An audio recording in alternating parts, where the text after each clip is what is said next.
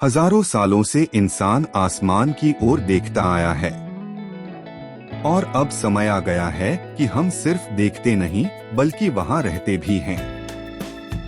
Space एक अनंत महासागर जहां अरबों तारे हैं, करोड़ों ग्रह हैं और शायद जीवन भी। हर रात जब हम आसमान देखते हैं तो असल में हम भविष्य की झलक देख रहे होते हैं। पृथ्वी हमारी जन्मभूमि है, लेकिन इंसान का अगला घर कहीं और होगा और यही है हमारी यात्रा, लाइफ बियॉन्ड अर्थ। आखिर क्यों जरूरी है स्पेस में जाना? धरती पर जीवन अरबों साल से है, लेकिन आने वाले हजारों सालों में प्राकृतिक या मानव निर्मित खतरे जैसे एस्टेरॉयड टक्कर, super volcano, nuclear war, climate change इंसान को मिटा सकते हैं। दिलचस्प तथ्य यह है कि वैज्ञानिकों का मानना है कि इंसान अगर 1000 साल और जीवित रहना चाहता है तो उसे धरती से बाहर निकलना ही होगा। धरती हमारी जन्मभूमि है, लेकिन भविष्य के लिए यह एक टोकरी में सारे अंडे रखने जैसा जोखिम भरा है। स्पेस में इंसान का पहला पड़ाव होगा चांद। क्यों चांद? यह पृथ्वी के सबसे करीब है, सिर्फ 3 दिन की दूरी और वहाँ पानी की बर्फ है। दिलचस्प तथ्य यह है कि पानी से हम न सिर्फ पी सकते हैं बल्कि हाइड्रोजन प्लस ऑक्सीजन अलग करके रॉकेट ईंधन बना सकते हैं। नासा का आर्टेमिस प्रोग्राम 2030 तक चांद पर स्थायी बेस बनाने की योजना बना रहा है। सोचे, चांद पर नाइट स्काई में पृथ्वी उगती हुई दिखाई देगी जैसे हमें सूरज उगते दिखता है। मंगल दूसरा घर।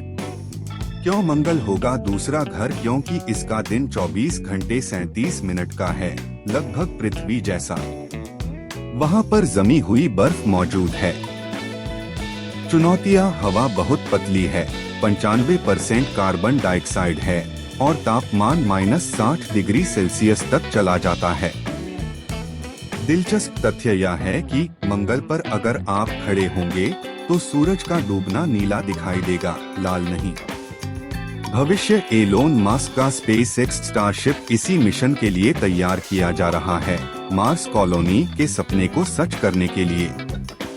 स्पेस स्टेशन से स्पेस सिटीज। आज आईएसएस इंटरनेशनल स्पेस स्टेशन 1998 से इंसानों का घर से बाहर घर है। दिलचस्प तथ्य यह है कि वहाँ हर 90 मिनट में सूरज उगता और डूबता है, मतलब एक दिन में 16 बार सूरज दिखाई देता है। भविष्य: वैज्ञानिक ओनील सिलेंडर और स्पेस हैबिटेट रिंग्स डिजाइन कर रहे हैं, जहां हजारों लोग स्पेस में रह और काम कर सकेंगे। कल्पना कीजिए, स्पेस के खिड़की से हमेशा तैरती हुई नीली पृथ्वी दिखे। स्पेस ट्रैवल की चुनौतियां: रेडिएशन। अंतरिक्ष में कॉस्मिक रेडिएशन इंसानों के डीएनए को नुकसान पहुंचाता है। जीरो ग्रेविटी, हड्डियां कमजोर हो जाती हैं, मांसपेशियां सिकुड़ जाती हैं। लंबी दूरी, मंगल तक पहुंचने में ही 6 से 9 महीने लगेंगे। दिलचस्प तथ्य यह है कि आईएसएस पर रहने वाले एस्ट्रोनॉट्स की लंबाई धरती से लगभग 5 सेंटीमीटर बढ़ जाती है, क्योंकि रीढ़ की हड्डी फैलती है। अंतरिक्ष में खेती। क्यों जरूरी है? स्पेस कॉलोनीज को खाना धरती से भेजना बेहद महंगा है। दिलचस्प तथ्य यह है कि आईएसएस पर एस्ट्रोनॉट्स ने सलाद, मूली, सूरजमुखी और यहाँ तक कि चिली पेपर भी उगाए हैं। भविष्य: हाइड्रोपोनिक्स और एरोपोनिक्स। मिट्टी के बिना खेती मंगल और चांद पर इस्तेमाल होंगी। कल्पना कीजिए, एक ग्रीन हाउस जहाँ खिड़की से मंगल का लाल आकाश दिखाई दे। Space mining. क्यों जरूरी है? धरती के खनिज सीमित हैं, लेकिन एस्टेरॉयड्स में लाखों टन सोना, प्लेटिनम और दुर्लभ धातुएं हैं। दिलचस्प तथ्य यह है कि सिर्फ एक किलोमीटर चौड़ा एस्टेरॉयड में पूरी दुनिया की इकोनॉमी से भी ज्यादा कीमती धातुएं हो सकती हैं। भविष्य: कंपनियां जैसे प्लैनेटरी रिसोर्सेस पहले से माइनिंग टेक्नोलॉजी विकसित कर रही हैं। कल्पना कीजिए एक दिन स्पेस में गोल्ड रश 2.0 शुरू हो सकता है। इंसान का असली भविष्य इंटरस्टेलर। आज हजारों एक्सोप्लैनेट खोजे जा चुके हैं, जिनमें से कई हैबिटेबल जोन में हैं, जहां जीवन संभव है।